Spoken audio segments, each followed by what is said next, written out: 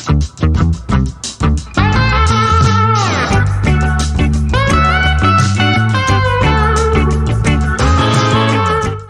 things. One, they're going to go through how to make the next series of work boards. And then also they're going to be offering these boards for sale. They're going to make them up in case somebody wants to buy the boards rather than make the boards. If you want to bypass this step, then reach out to them and they can hook you up with a board.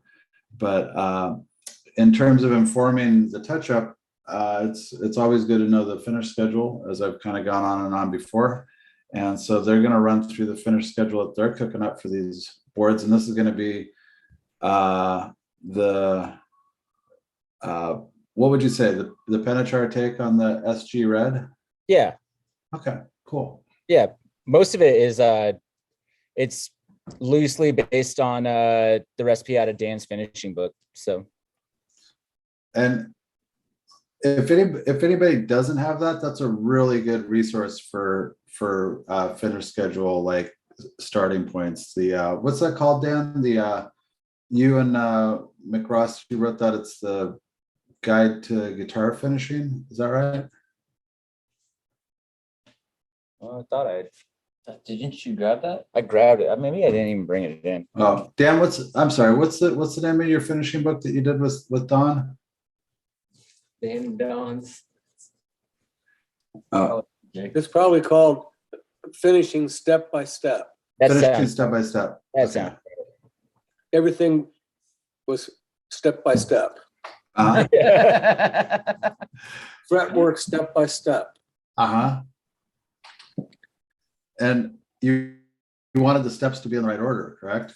That was the hard part. Okay, yeah.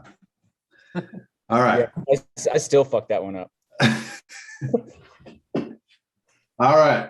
Take it away, Fountain City. Okay, can do. All right, so this is just an African mahogany board from Stumac. I got it. It's a ukulele back that I just sawed in half. This has already been prep sanded to 220 on a DA. You don't have to use a DA to prep sand, but yeah, 220 is about as far as I would ever take them. What's DA? Dual action sander. Okay. It's just a pneumatic thing. So Dynabraid style thing? Yeah, Dynabraid style. Mine's a Merca, but yeah, it's the same thing. It's got a real tiny scratch pattern. I've already cleaned this with naphtha, but you know, anytime before you start applying any finish or sealer, you should always make sure your piece is clean, obviously. So this one's clean. First step I'm gonna do, I've got just a can of shellac. I'm gonna spray it into a paper towel and just seal this board off. Hey, Ted, are you pinning the side view, or are you pinning the mobile cam?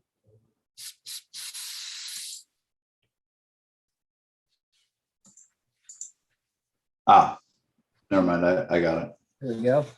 There we go. That's a nice looking piece of wood. Yeah, it's not bad.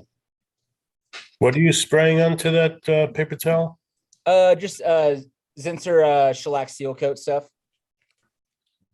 You see that?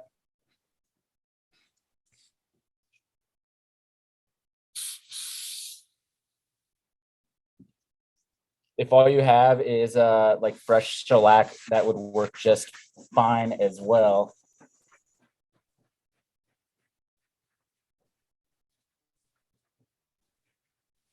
Look at that luster. Oh yeah, that looks pretty nice on the screen. It's pretty All nice right. here too.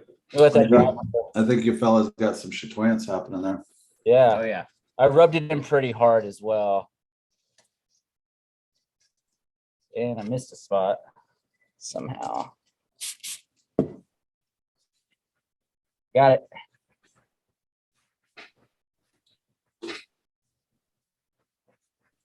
All right, well, that's drying. I'm going to start mixing out my pour fill.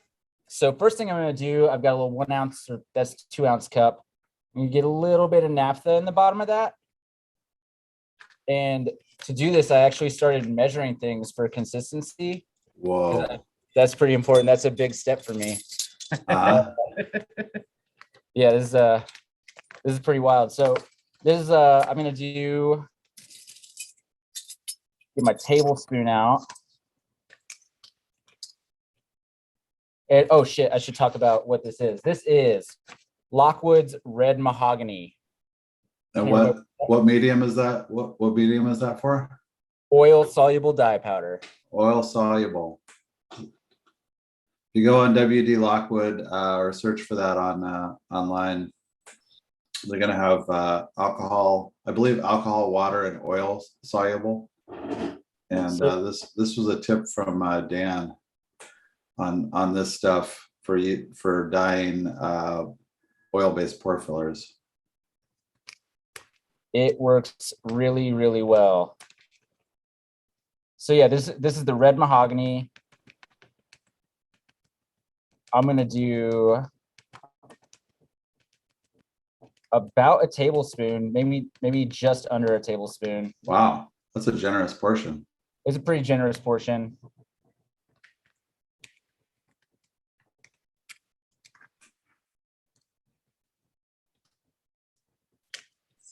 Come on.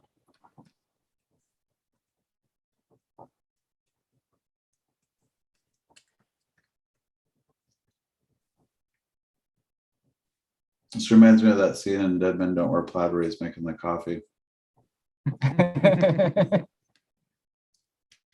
All right, well, that's probably enough. That's 3/4 of a tablespoon right there. That's more than enough. Get that into my naphtha. Just kind of work it in, start making a little paste.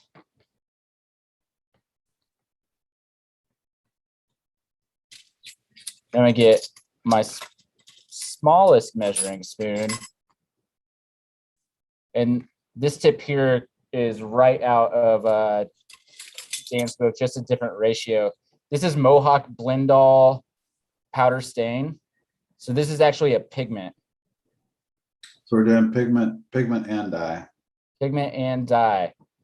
And I'm just doing a very, very tiny bit of that into here, just for a little added red. So it looks that color as it sits right now looks very, very dark. Yeah, it's really dark. And it's going to lighten up quite a bit when it goes into the pore filler. And what I'm using is just Mohawk Neutral oil-based pore filler. All right, so that's good and stirred up. Here is my jar of filler. So that's Mohawk natural pore filler that's been have you modified the viscosity at all or? I just thinned it down a bit. Okay. Once I get it stirred up, I'll show everybody kind of what I like it to look like.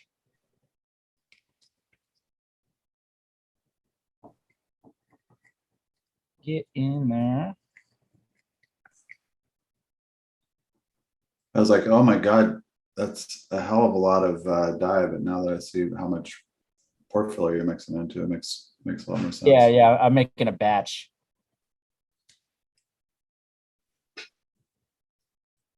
Like that cup isn't going to have any extra room for anything. Right.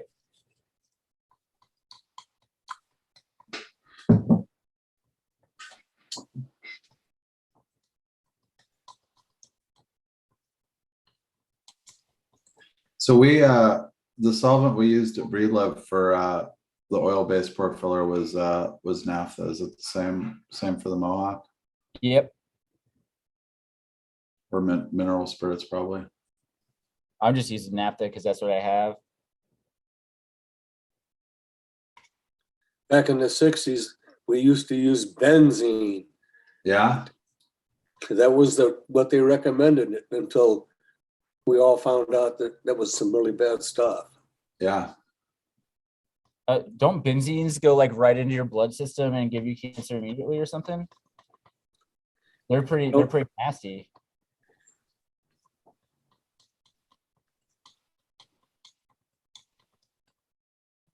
Can we get a peek inside that jar really quick? Let's do it. There you go. Got kind of a reddish brown color right now. Yeah, man.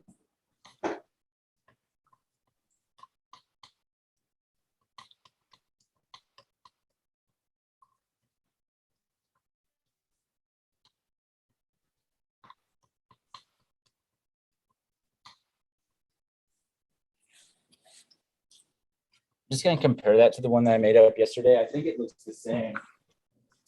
But I just want to be sure. And this one's a little bit darker. So I'm gonna add just a skosh more of the red mahogany powder. Okay.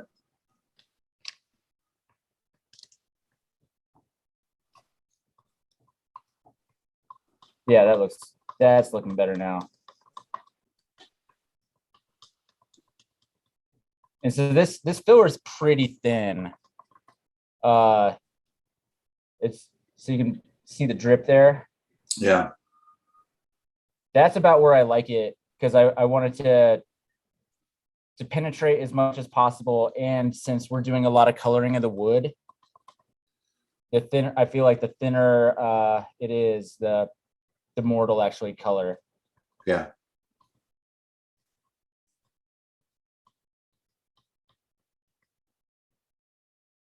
All right, cool. So What's that giant tongue depressor from? Where'd you get that? That's a nice stir. I got that from the Home Depot, Yeah. right next to where they mix paint. Oh, cool. Oh, they have them in like a little kind of plastic pack of like 50 of them or something like that. That's it. Cool. All right, so now I'm gonna put it on. Yeah, that looks real nice. I like that. Real nice. And glob some on.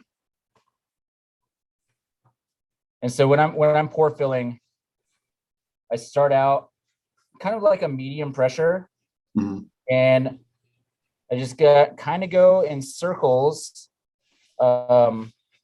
across the grain against it to start.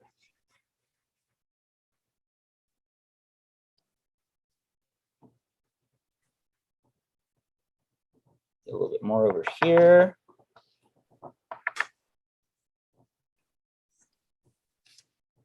So it looks like you're leaving like a crust on there. Like you're not like wiping it in and wiping it off at the same time. Is Correct. that correct? That is correct. So now that I've got it all wiped in, I'm actually going to go do a little bit more, just kind of, and just lightly wipe it.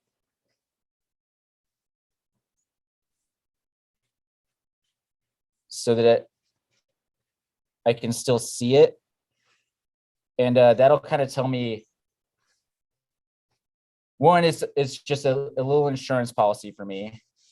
And two, I'll like have a visual aid to know like when that filler is ready to come off. Yeah. So when filler goes off, it gets kind of dull looking. And that's about the time you can start taking it off. And what I take it off with is just red Scotch-Brite, kind of wiped against the grain again. I don't want to knock anything out of the pores because that wouldn't be pore filler at that point. But yeah, this whole process, it takes maybe, I like to leave it on for 25 minutes or so. So, if you're making a board at home, I don't know, go get a cup of coffee, smoke a cigarette or whatever you like to do. And by the time you're done, your filler should be ready to come off. But for expediency's sake, I made a board up yesterday. Oh, do you have a bunch of cookies that have already been in the oven for 15 minutes? Yeah, I sure do. Oh, good.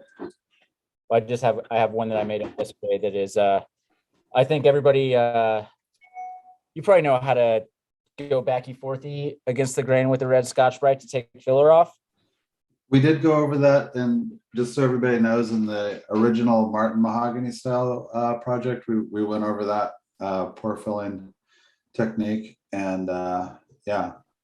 So, but for anybody that isn't there, you want to just kind of give them a kind of, I don't know, like a little tester run of it or something, maybe on the back. Yeah, you know what I can do? I can hit this with a blow dryer real quick and dry it off. Okay. Why not? Why not?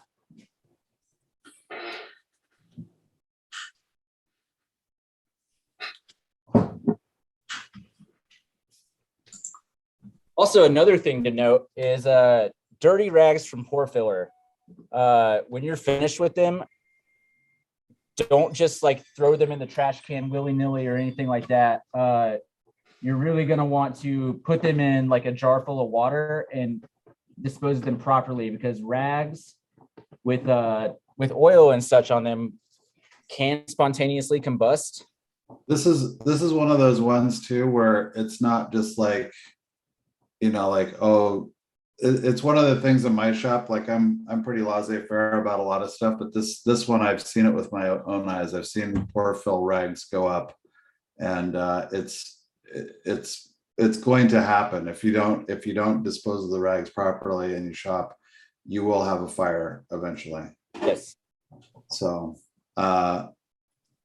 if you're into this kind of stuff, getting yourself one of those fireproof garbage cans with the red can with the crazy lid on it and stuff. Those are good. Those need to be emptied though at the end of the day if you do pore fill. But yeah, it's pretty real. Oil soaked rags. I'm gonna mute for just a second because blow dryers are annoying. Okay. Dan, you ever had any spontaneous combustion in your shop? I never have. I've always been pretty paranoid about that. And Yeah. I take them outside and lay them in the sun, put them in water. I still do. It's something that worries me. We didn't have fires, but twice at Breedlove we had smoke from it. And it's not just pore filler. Any solvent on a rag. Yeah, I even let like naphtha rags. Like if I just use naphtha on a paper towel, like I set those aside and let them off gas before I throw them in the garbage. I'll go out the back door and put them underneath a brick or a rock, get a little stack of rags, and I leave them there for a day. I have a big pickle jar that I poked holes in, and I'll put them in the pickle jar and then set the pickle jar outside. But yeah. Doug, were you gonna say something? This towel here is going home with me today, and it's getting washed. All right, so I just blow dried that to kind of speed it up so I can show you wiping it off and what it's going to look like. Can everybody see how the filler looks really dull? Just looks like it's starting to dry, get kind of a film over it. That means it's probably about ready to go off. So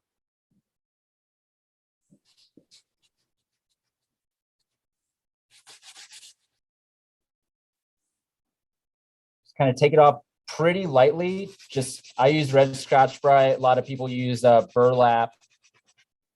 I think just about any rag will do.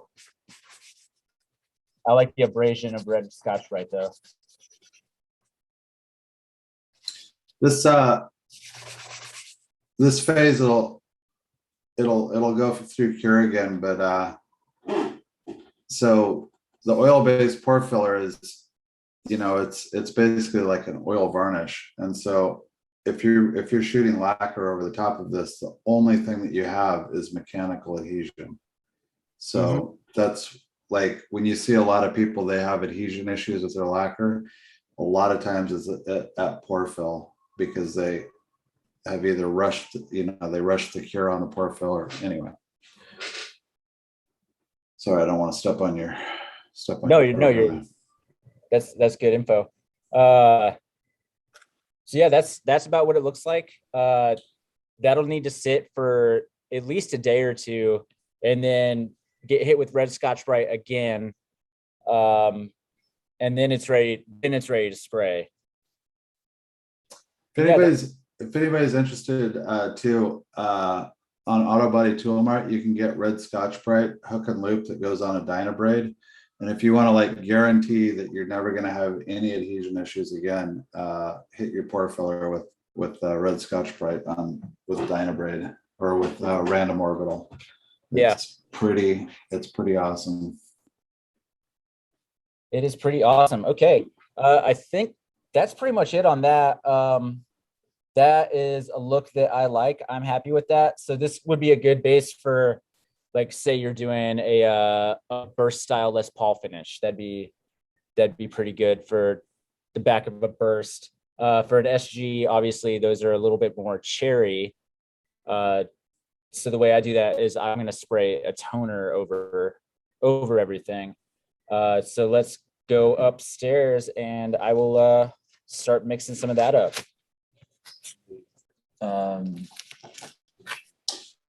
So normally you would let it sit for a day. You'd hit it with Scotch-Brite before you shoot the toner. Are you putting anything down on it to just kind of solidify it, or are you going straight to toner on there? I actually do a sealer before I go to toner. A sealer, okay. And you can just use regular lacquer. I have a sealer that I like. It's the Mohawk Instrument Sealer. I'm not sure if it's a vinyl sealer or not. But if you want the bleed from the pore fill, I wouldn't recommend doing a vinyl sealer. Vinyl sealer, yeah. Yeah. So with this, it's just gonna be a lacquer sealer. It's a little bit more work, but the look kind of makes up for it, I think. By the way, the bleed from that is obnoxious. Like, Yeah. It's not anything like the old stuff. They must have changed something, but the new bleed is like on the R9s is pretty ridiculous looking. Yeah, it sure is. Do you think they spray that on there on the R9s, or do you think it's like honest bleed? Well, after that kerfuffle with that Gretsch and all that bleed I got into the binding on that, I think what they're doing is, I think that oil base works fine for being in the pore filler because it's got the resin in the pore filler is gonna go off and be rock hard. You'll get a little bit of bleed, but they're also throwing that in for their toner coat. And so I think that it just has no stability in lacquer, and will just, like, anywhere there's lacquer, it's just gonna wander around. So I think that is probably the problem. I think probably in the old days they used the alcohol based stuff as their toner dye. But Yeah, which is what I'm going to use once we get upstairs. So be right there. all right. Anybody have any questions on what we've seen so far?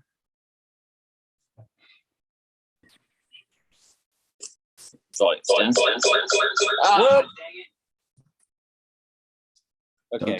Don't take the brown acid.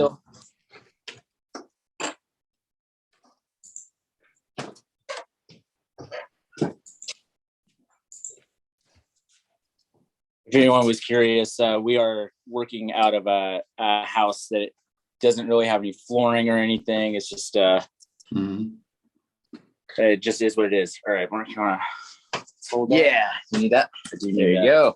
Don't need that quite yet. Anyway, so this is the board I made up yesterday.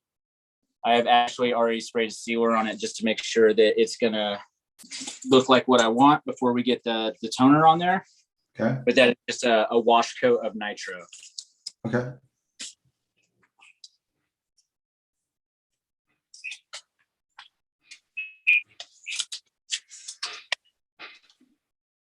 All right. So now I'm gonna switch over to alcohol-based dye, which you can just mix into some thinner. Just getting like a little bit of thinner going on there. By the way, that I probably told you that R9 that I worked on, like anywhere that you rubbed on that guitar, you would get color off of the top coat. Really? Whoa. Yeah. Sorry, I didn't mean to interrupt you again, but No, you're all good there. All right, so this is Lockwood I don't remember what it is. It says number 179 though. It's just some sort of red. Can't remember the exact name of it. But Here, I'll look it up. Strawberry letter 179. Strawberry letter? That's right. Strawberry letter 179. It's 150 some odd up from strawberry letter 23.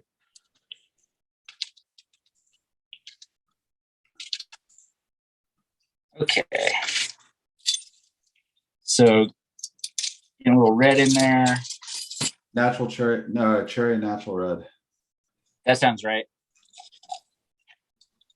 And it is pretty orange, honestly.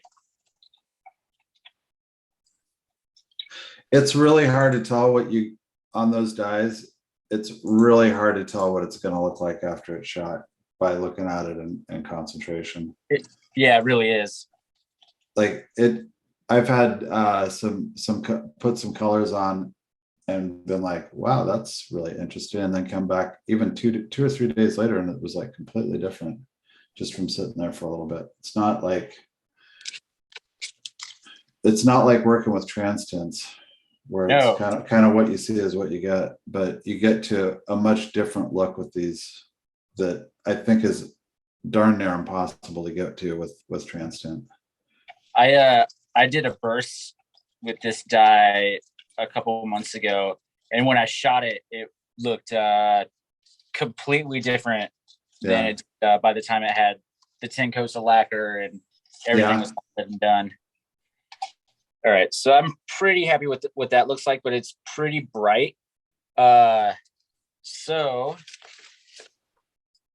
almost anytime I'm doing a cherry, I add just a micro dab of Lockwood Royal Blue. Okay. I would have also accepted black. But I like the way this stuff fades out more. Yeah. Yeah. Because with the yellow and the mahogany, you get kind of that greenish look, even though it's red. Yes. Makes it look old. Old. Little micro. This stuff is strong too, so you really don't need a whole lot of it at all. But that little bit completely changes the appearance of the red. Look you can at see that. It is a lot darker. Yeah. Do you ever put too much in? Yeah, the other day. Make you angry? No, I just dumped it. Look at that. Boy, it changed the value quite a bit too. That's just a much darker color. Mm-hmm. I could never get the red in a concentration that was like something I was happy with. It came out to orange, I guess. Mm-hmm. And then I added a little bit of blue because that's what they used to do when they were shooting bursts, is there was always a little bit of blue in there, which is how you get the lemon burst. Because when the blue fades out over time with the yellow base, it gets that dirty lemon look, and the red is just all but gone by the time it's said and done. Oh, so that's the blue is what remains. So you get that yeah. Okay, I'm gonna let that just sit and do its thing for a couple minutes, and while I'm doing that, we can go in it and talk about spray guns. Cool. By the way, everybody, that was a real deep tip right there. I didn't know that, and I'm super glad these guys are my friends. Okay, so this is the gun I use for clear coat. It's a DeVilbiss Techna Pro Light or something or other. It's a pretty nice gun. I wouldn't expect anybody to go out and spend their money on something like this unless you're squirting paint every day. What's the price on a gun like that? About $650. Yeah, probably compares favorable to the Setas. Yeah. So are you gravity all the way? Or you ever run a pot or anything like that? Or I've always been gravity. Yeah. Just so if anybody's buying guns, think real hard about the siphon feeds. They're, in my estimation, they're tougher to run. I'm not sure why they exist at all anymore. I'm not See what's this one? 100% sure what the upside to those is. Yeah, I'm not either. Okay, so let's go over like just general gun maintenance, which I'm awesome at. Like 100% of the time, every time. I'm just so good at it. I keep this little bottle here filled with lacquer thinner, and before I do pretty much anything. Oh yeah, also here's a budget gun recommendation: the Finex by Sharp. Like it'll do clear pretty okay, but like for $100-something bucks, it is a fantastic color and base coat gun. Yeah. Like, they're really good stuff. This one's the FX 3000. I actually want my smaller one here. So I use the D-cup system, which is the DeVilbiss. Let's see who else. 3M makes the PPS. DeVilbiss makes D-cups, but basically what they are is disposable liners. Oh, that's the wrong gun. It's this one that I wanted. So they have disposable liners. It makes cleanup a breeze because you're not having to get into every like little nook and cranny of a cup or anything like that. But okay, jar full of lacquer thinner. Get your gun. Make sure you have a waste bucket of some sort, and just squirt it in there. It doesn't take much. An ounce or less of thinner should clean a gun. Did you get? When I was at Breedlove, I had the SATA reps come out, and my guys were like field stripping their guns after every day. Do you not like strip your guns down? I don't, and here's why. One, I don't shoot urethane very often. Yeah. And after I shoot a 2-component finish, I usually will take the gun apart just to make sure everything's clean. But since lacquer is soluble and like the solvents are readily available, it's pretty hard to gum up a gun with lacquer like permanently. So I just The SATA reps that I talked to said even we were using catalyzed polyurethane, and they said even with that, like really limit the amount that you're taking the guns apart, just because there's kind of erosion of tolerances when things slide in and out of each other. That's a nice thing about lacquer. So Yeah. check it. Oh yeah, it's pretty nasty.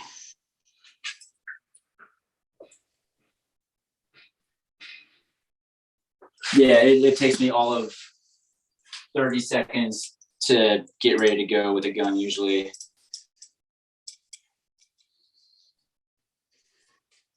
How's your ventilation in there? It's pretty good. I got a pretty heavy duty fan. So those are those the bags on the wall there that say DeVilbiss on them, and they got kind of NASCAR colors on them? Yep, that's it. That's it. But yeah, making sure you clean your gun, especially if you're changing colors or anything like that.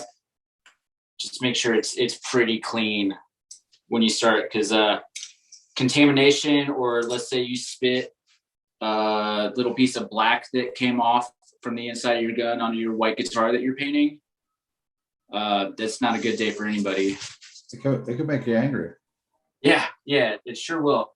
Another good thing about these cups is you can just fill them up with thinner, lock them into the top of the gun, and let them sit till you use them next time. Like, it's not going to do a whole lot of damage that way. And I do that. Like, that's how I clean more often than not. As well as squirting them out with this afterward. But, if I had something with a large concentration of toner in it that I was shooting, then I will give the insides a bath with one of those cups. And you can put your gun cap in there too, and let that soak with it.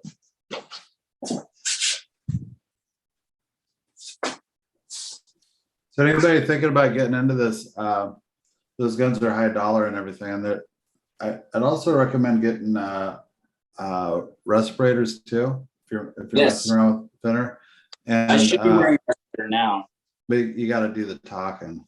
Yeah. But the just so everybody knows, Harbor Freight, like the 3M respirators that they have at Home Depot and stuff, they can be quite expensive.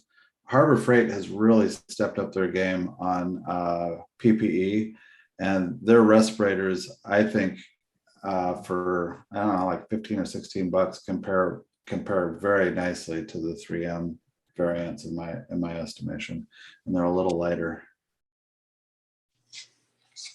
Okay, so here is the thinner and dye mix from earlier. I'm going to strain that into a cup. Does that have a bag in it already, or is that just? It does. Yeah, it does have a bag in it. Okay. I'm gonna toss that.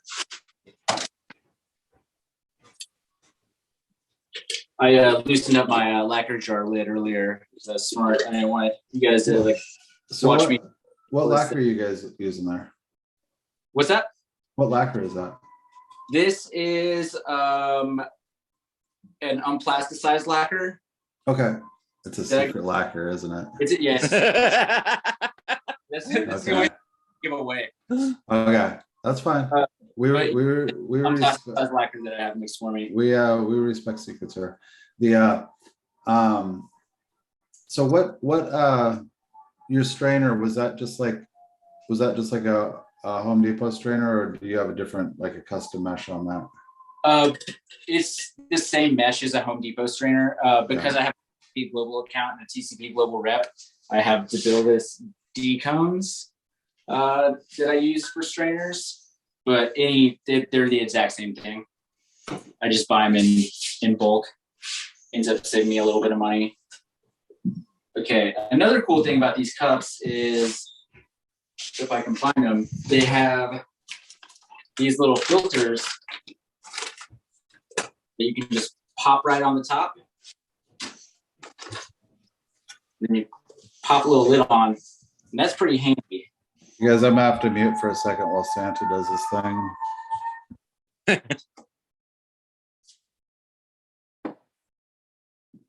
Is that lid? Probably.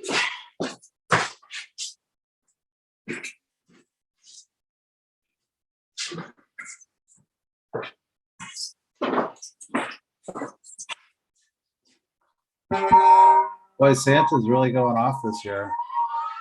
Tell you what.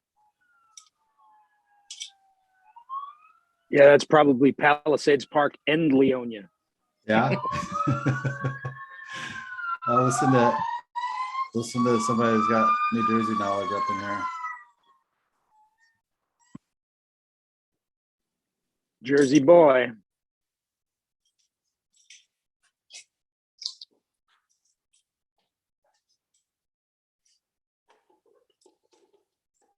And I am whipped in. Grab that board.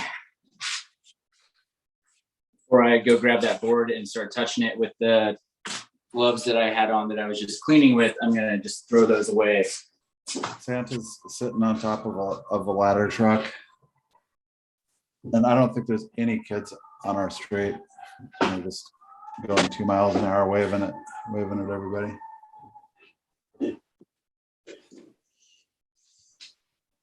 All right, what did I miss? I just was grabbing my board and stuff. Nothing really. Okay. I took my gloves off before I touched it because I was thinking ahead, trying to be good. Okay. Next step, I have this board that I prepped yesterday to get ready for today, just so we can skip some steps. This has already been sprayed with a wash coat of lacquer. Does everybody, if you don't know what a wash coat is, it's a lacquer that's been thinned at least 1-to-1. I usually go a little bit thinner for a wash. But yeah, somewhere around 1-to-1. Just What's kind of, what are you trying to accomplish with the wash coat? just making sure that it's sealed. Oh I wait, find- no, I didn't do a wash coat. I'm doing a wash coat with the toner because I don't want to add way too much. This is just blacker than Okay. 1-to-1.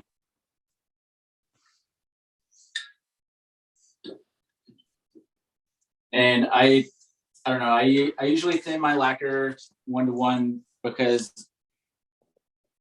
I think it's probably a myth, but I feel like I get a better effect with the aged finish thing that I do when my lacquer comes out of the gun like piss thin. Like, I don't know. It's probably, I haven't tested it enough to know whether or not I'm just full of it. Okay, so I'm ready here. I've got my strained dye mix mixed with a little bit of lacquer, ready to go, ready to spray. So, Are you spraying color? Is your color gun going to be HVLP or standard? it is HVLP. Okay. It's one of these little Graco Sharp Finex things. This one is it's got a pretty small tip. I think it's like a 1 mil tip. It's a pretty small gun, but I got a pretty small piece here. This is the gun I would normally use to do sunbursts with. Okay, that's good. I'm gonna, Hey, gun fell over. yeah. Okay, I'm gonna hit the fan on. And again, you should have been, if you're doing this at home, you should have had a respirator on the entire time you're doing this. But because I have to talk, I'm not gonna do that. Okay. Can everybody still hear me okay? Yeah, it's surprisingly legible. Cool. So let's talk about gun setup. I always start, I run this one, every single gun's gonna have like a PSI recommendation on the side of it. For HPLP, you usually don't need much more than about 20 pounds. Just so everybody knows, HVLP is code for high volume, low pressure. The idea that you're not sending more particulate out and away from your project than you would like. The idea is that you generate less overspray. And in the old days, it also meant that your pattern wasn't as fine. I think they've come a long way with those guns, but so you would kind of like kind of spatter the lacquer on and hope that the solvents let it flow out. So when I'm setting them up, once I get like my regulator dialed down to about where I want it, like what should be right for the gun I'm using, that's kind of where I stop paying attention to the regulator and go based off what it looks like coming out of the gun and the sound that it makes. So that's all kind of a feel thing that just I'm comfortable with.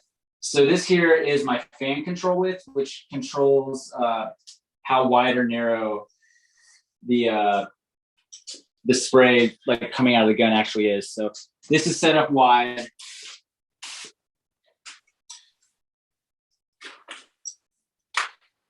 That's a narrow spray. And this is my fluid control knob. So my general rule of thumb for like most things when I'm toning or something, I leave the fan pretty wide open. For a board this small, probably take it in just a hair. And I do like 1, 2, 3, and that's on my fluid control. That's about where I know like it's going to be okay. That's about what it sounds like coming out. I think I want a little bit more. And about like that. I don't know what the pressure is at the stick when it comes out. I used to have a regulator like connected to to my gun that would tell me, but it's usually about 8 pounds of tip. So now I'm gonna press.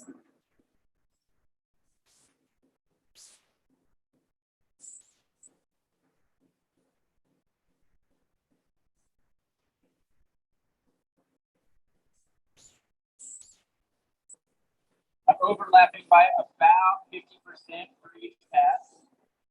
And then I'm going to come back through and I'm going to this way just so everything is even.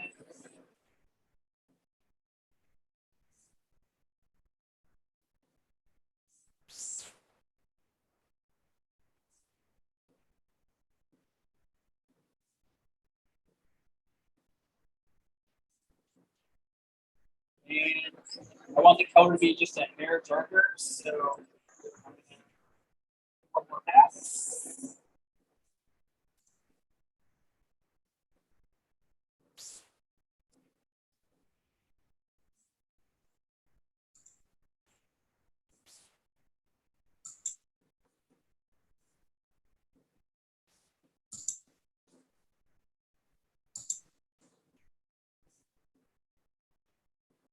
That looks really nice. And that right there is a pretty cherry looking board. That looks really nice. Oh yeah. That looks really nice on the video there. It does. If I had to guess, I'd say that color is red. It's pretty red. But yeah, does anybody have any questions up to this point about guns or cherries? What PSI are you spraying? About this. I've got 20 running into the gun, and I regulate it down so it sounds about like, I guess when I pull the trigger, we've got about 8 coming out at the tip. I was gonna say 8. I'm not saying that's right, but that's what I was gonna say. That's based off this deal that it's probably somewhere around 8. But 20 running into the gun. I like to have a little bit of extra pressure behind it so I can blow off my workpiece before I actually do any spraying. Don't want to do that now. I don't want to do the solvent pop, but yeah. So from here, I will probably do about 2 coats of a pretty ambered lacquer. And for classic red, I think that looks pretty good. Yeah. Awesome. Got pretty nice. All right. So the next time we get together, so you're gonna fire a couple of those off to me. Yep. And reach out to these guys if you wanna get a hold of these. Are you gonna put the drill holes in them for people? I drill holes in them. That's the one thing I forgot. I'm just like standing here holding it like an idiot because I don't have anyone to put it. That's all right. I can remake this board. You're married to that board for about 20 more minutes. Just wave it around for a while. You need some kind of vice grips in there. You could probably put vice grips on the end of that and hang it off the vice grips. Get that and a magnet. You're ready to go. But so yeah, we'll do so reach out to these guys if you want to get the board. Does anybody need help finding any of this? If you want to make your own board, does anybody need help finding any of the supplies that we got going here? We've got Mohawk, new natural pour filler, which is pretty available. We got Lockwood dyes. We've got probably the most kind of off of our parts or off of our supply list thing is going to be the blend all red, but you could easily substitute the mix all red pigment if you've gotten the color kit that we recommended. But is anybody going to tackle this? Does anybody want to talk about tackling this, making their own boards on this? All right. I'm happy to make them. Just reach out to us. Yeah. What are you going to be doing? What kind of tricks are we going to be doing with the boards? So that's a good question. So the main thing is we've done a toner coat here, and in my estimation, it is almost impossible to make things look reasonable with a paintbrush going on things that are shot, and then conversely, things that are applied with a paintbrush, it's almost impossible to make them look good with an airbrush. So we're going to drag out the airbrush, and we're going to do a scoopy that's going to have, we're going to mix up some pore filler and kind of do like a scoopy repair like we did on the last one, but then we're going to go back with the airbrush and go over the top of it and color our, add a toner coat. But then more importantly, you've got all of the kind of the overspray and edging to deal with when you go back over a touch up like this with an airbrush, because wherever you go over, you're going to have twice as much material. And so I'm going to go over that. It's not rocket science. It's basically like putting on the optimizers and going back and scraping it back. But it is worth, there's a couple tricks here and there that I've got for that. We may also, I'm going to get some Frisket, I think, and experiment with making a Frisket mask for airbrushing. But there's all kinds of, there's a few secrets or a few tips, I should say, not secrets, in the airbrushing and using those point zeros to get down to like ding level of repairing. We might also do some, I'm kind of keen on doing chalk fitting. So we might do a chalk fit scoop on this one as well. And try out some of that high dollar chalk I just got, which is pretty exciting. So can you think of anything else we should do on this? We're also going to do a putty repair again, but with airbrush as well. So we'll have double the time on airbrushing with this. So get everybody's fingers working on those little miniature controls on there. So is that okay, Doug? Yeah, it's fine. I just was curious about what we were going to do with them. Cool. And they made them long because you're going to be doing a lot with them. No, so just say we're gonna get like little chunks like the last ones, like the Martin style ones. Okay. So also if probably, yeah, I don't know.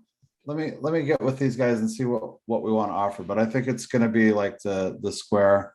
When Dan and I did the workshops, we did Martin on one side, SG on the other, and we never did get around to the SG side. But I don't wonder if it wouldn't be good to produce some boards that were Martin on one side, SG on the other, just so you'd have two different things on one board to work on, because you could put 4 holes on each side if you were so inclined to work on.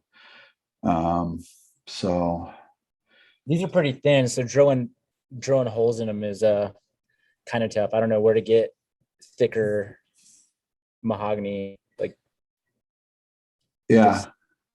I don't know. I could probably find that. It doesn't seem that difficult. Yeah, I think if the boys at Sumac just didn't I would imagine they spend a lot of time dimensioning those to be ready to be bent. Like they could just dial back on that a skosh maybe. So yeah, any questions? Grace, I know you got questions, right? No, not a single one. All right.